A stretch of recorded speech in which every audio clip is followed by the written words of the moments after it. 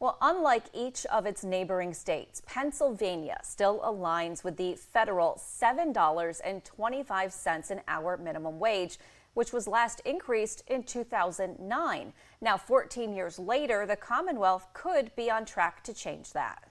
Our Pennsylvania State Capitol correspondent Brendan Scanlon, he reports on the likelihood of a minimum wage hike this year.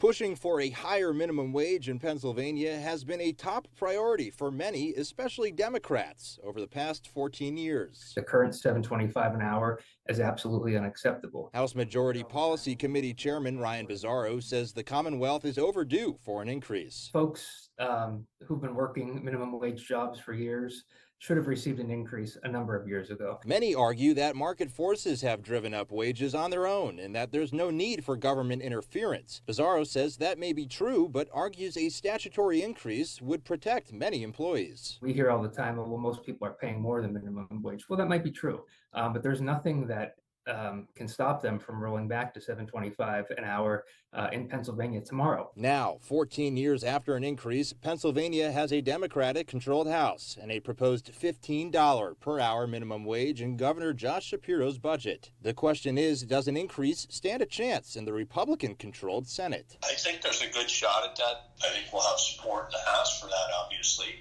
So really the challenge will be just moving it through the Senate. State Senator Dan Laughlin has proposed increasing the minimum wage in recent sessions. He says it's necessary and can help Republicans in the next election cycle. But however we do it, and for whatever reason, it really doesn't matter as long as we get it done.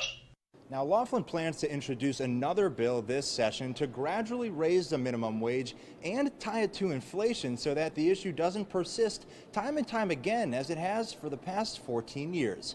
At the state capitol in Harrisburg, Brendan Scanlon reporting.